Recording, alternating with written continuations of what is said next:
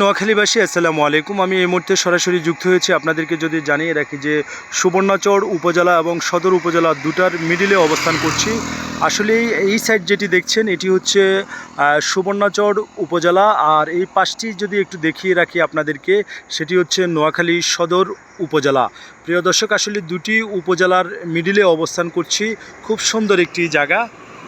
এই মুহূর্তে দেশ এবং প্রবাস থেকে যেখান থেকে সবুজ টিভি চ্যানেলের সাথে যুক্ত রয়েছেন, সরাসরি সবুজ টিভি চ্যানেলের ক্যামেরার ফ্রেমে আপনাদেরকে দেখানোর চেষ্টা করছি। এই যে সুবর্ণচর উপজেলার যে 2 লাইন সড়কটি রয়েছে, আসলে এই সড়কটি একেবারে হারিচ চৌধুরী বা আটকপালিয়া বাজার হয়ে প্রিয় দর্শক একেবারে চেয়ারম্যান ঘাটের দিকে গিয়েছে। আর এই সুবর্ণচর থেকে প্রিয় দর্শক উপজেলার থেকে শুরু করে একেবারে এই সড়ক যেটি দেখছেন, এটি কিন্তু নোয়াখালী সোনাপুর হয়ে মাইজদি, চৌমনি, ঢাকা, চট্টগ্রাম, বাংলাদেশের বিভিন্ন জেলায় গিয়েছে। প্রিয় দর্শক, তো এই ছিল আমার কাছে নোয়াখালী সুবর্ণচর উপজেলা এবং সদর উপজেলার বর্ডার থেকে আপডেট খবর।